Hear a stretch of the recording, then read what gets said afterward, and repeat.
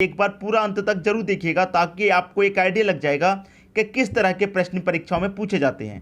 ठीक है दोस्तों, तो चलिए स्टार्ट करते हैं। पहला प्रश्न है आपका, एक ब्रिज को एक व्यक्ति 5 किलोमीटर पर घंटे की गति से 15 मिनट में पार करता है तो ब्रिज की लंबाई क्या है।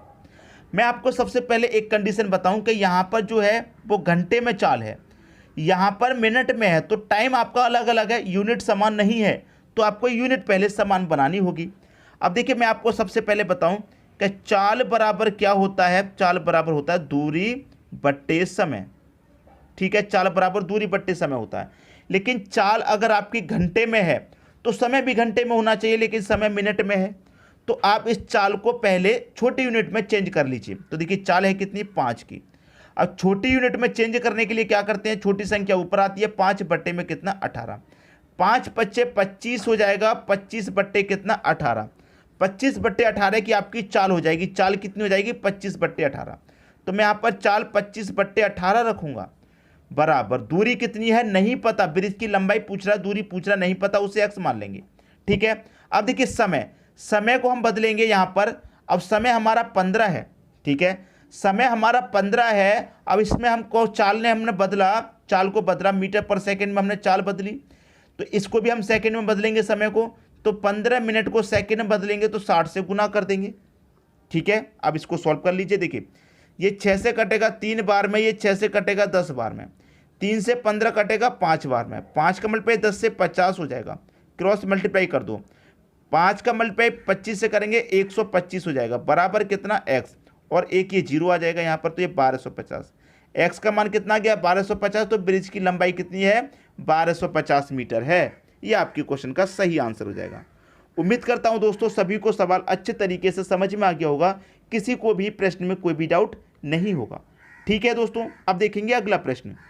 अगला प्रश्न है 52 बट्टे एक्स बराबर रूट में दे रखा 169 डिवाइडेड बाई 289 है, तो एक्स का मान बता दीजिए। यहाँ पर जो एक्स है हमें इसका मान बता देना है। तो देखिए यहाँ पर मैं लिखूंगा 52 बट्टे एक्स आ जाएगा, सीधा सीधा, बराबर का साइन है, बराबर आ जाएगा। अब ये रूट में है तो इसका स्क्वायर रूट निकाल लीजिए। 169 का स्क्वायर रूट कितना होता है, 13 होता है। 289 का कितना होता है, 17 होता है।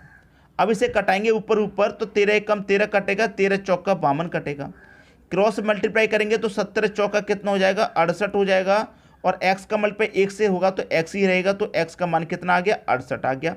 x का मान ही तो पूछ रहा था, क्या होगा, x का मान तो 68 होगा। ये आपके प्रश्न का आंसर होगा। उम्मीद करता हूं कि सभी की समझ में प्रश्न बहुत ही अच्छे से आ गया होगा, किसी को भी प्रश्न में कोई डाउट नहीं होगा। अब देखेंगे अगला प्रश्न। अगला प्रश्न है 7500 प्लस 1250 डिवाइडेड बाई 50 बराबर क्या। देखिए इस तरीके का प्रश्न हो, कभी प्लस का साइन, कभी डिवाइड का हो सकता है, गुना का साइन भी हो, माइनस का भी हो, तो ऐसे प्रश्न में क्या होता है दोस्तों, बोर्ड मास का नियम लगता है। आप जानते हैं बोर्ड मास का नियम, अगर नहीं जानते हैं तो हमने वीडियो बना दिया है, देख लीजिएगा। ठीक है, बोर्ड मास का नियम।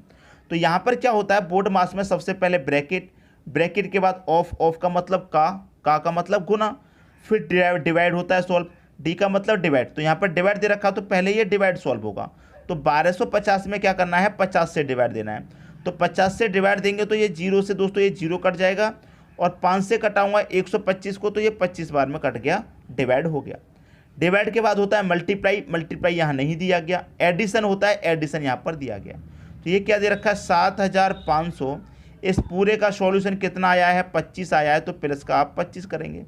7500 में आप क्या करेंगे, 25 जोड़ेंगे, तो ये कितना हो जाएगा, 7525 नहीं हो जाएगा। ये आपका आंसर आ गया। उम्मीद करता हूं कि सभी की समझ में प्रश्न अच्छे से आ गया होगा। अब देखेंगे अगला प्रश्न। अगला प्रश्न है 15:19 में से कौन सी संख्या घटाई जाए कि 3:4 हो जाए। 15:19, अनुपात का मतलब दोस्तों आप जानते हैं बटा भी होता है। इसमें से कौन सी संख्या घटानी है हमें नहीं पता, कि कौन सी संख्या घटानी है नहीं पता, तो हम क्या करते हैं, x घटा देते हैं। इसमें से भी x घटा देंगे, इसमें से भी। तो अनुपात कितना हो जाना चाहिए हमारा, 3:4। 3:4 का मतलब 3/4, क्रॉस मल्टीप्लाई कर देंगे। 4 का मल्टीप्लाई 15 से होगा, 15 चौके कितना हो जाएगा, इधर लिख लेते हैं 60 हो जाएगा। ठीक है, फिर 4 का मल्टीप्लाई x से करेंगे तो ये माइनस का 4x हो जाएगा, बराबर 19 का मल्टीप्लाई 3 से करेंगे, 19 त्रिक का 57 होता है, तो मैं 57 लिख लूँगा, माइनस का साइन है, माइनस 3 का मल्टीप्लाई एक्स से होगा, ये 3x हो जाएगा। अब x वाले टर्म में एक तरफ ले लीजिए, ठीक है, तो यहाँ पर मैं x वाले टर्म एक तरफ ले लूँगा, तो यहाँ पर देखिए क्या हो जाएगा, x वाले टर्म जब मैं एक तरफ लूँगा तो ये माइनस का 4x है और ये माइनस का 3x।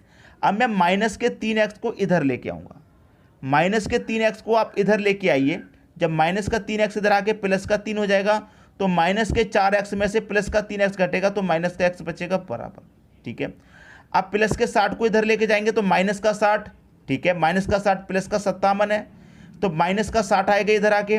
अब देखिए यहाँ पर क्या होगा, प्लस का 57 माइनस के 60 में से प्लस का 57 घटेगा तो 3 बचेगा किसका, माइनस का, और इधर क्या है, माइनस का x, तो माइनस से माइनस कट जाएगा, x बराबर कितना आ जाएगा, 3। ये आपके प्रश्न का आंसर आ गया। ये दोस्तों आपके प्रश्न का सही आंसर आ गया। उम्मीद करता हूँ सभी की समझ में प्रश्न अच्छे तरीके से आ गया होगा, किसी को भी कोई समस्या नहीं होगी। अब देखेंगे अगला प्रश्न। अगला प्रश्न है n+1 का HCF निकालें यदि n प्राकृतिक संख्या है।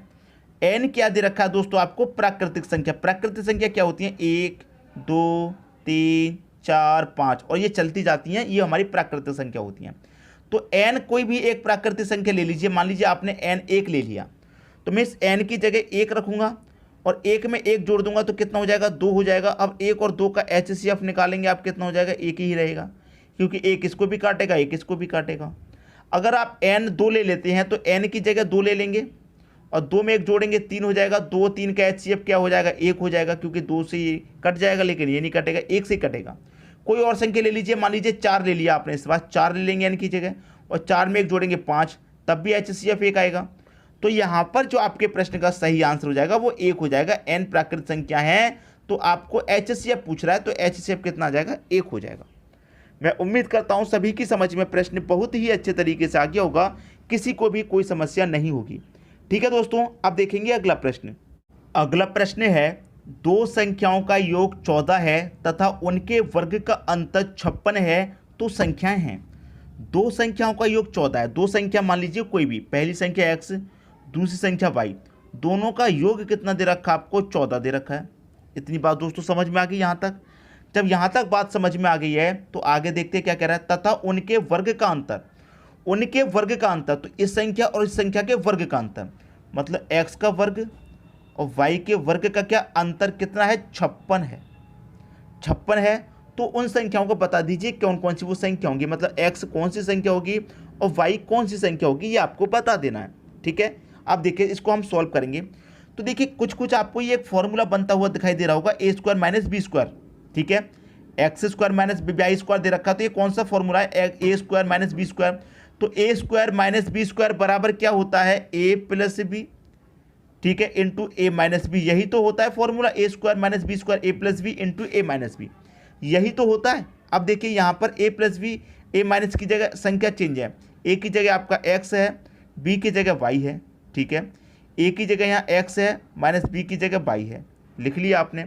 और ये कितने के बराबर है, देखिए आपका x square minus Y square बराबर इतने के बराबर है, और ये कितने के, 56 बराबर है।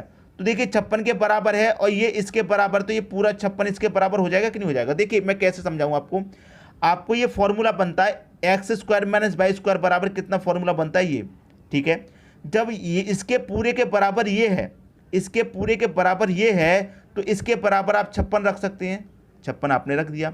अब आपके देखिए x प्लस वाई कितना है, x प्लस वाई आपका 14 है, तो मैं इसकी जगह 14 रखूंगा, तो 14 से कट जाएगा, 14 चौका 56, 4 बार में, तो इससे ये कट गया, तो यहाँ पर क्या बचा, x माइनस वाई की वैल्यू कितनी आ गई, 4।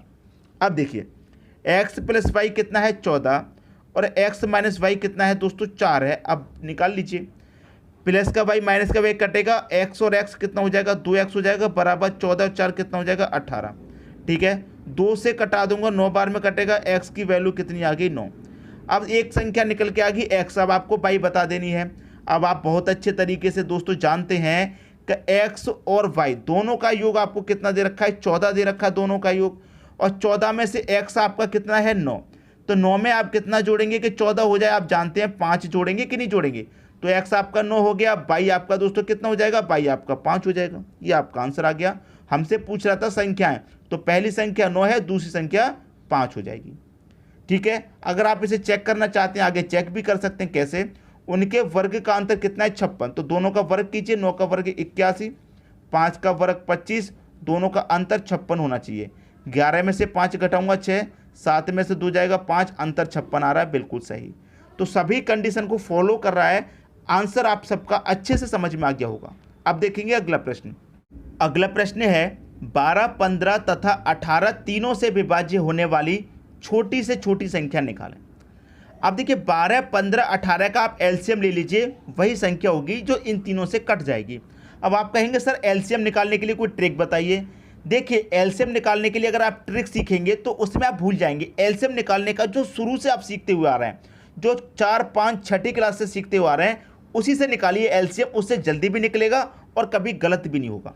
आपको एलसीएम किसका निकालना है? 12, 15 और 18 का निकालना है। तो हमारा बेसिक तरीका जो हम बचपन से सीखते आए उसी से निकालिए। सबसे पहले 2 से कटाइए, 6 बार में जाएगा, 15 2 से नहीं कटेगा, ये 9 बार में जाएगा। फिर 2 से कटाइए, 3 बार में जाएगा, 2 से 15 नहीं कटेगा, 9 भी नहीं कटेगा। अब 2 से नहीं कटेगा, 3 से कटा दीजिए 1 बार में, 3 5 15, 3 त्रिका 9, ठीक है। फिर 3 से कटा दीजिए 1, 3 से 5 नहीं कटेगा, 3 1 कम 3।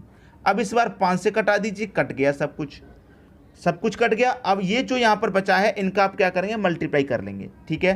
तो मल्टीप्लाई करेंगे, 2 दूनी का 4, 4 त्रिका 12, 12 त्रिका 36, और 36 का मल्टीप्लाई करेंगे 5 में। यहाँ पर करते हैं 36 मल्टीप्लाई 5, 5 छिक्के 30 का 0 कैरी का 3, 5 त्रिका 15 और कैरी का 3 कितना? 18।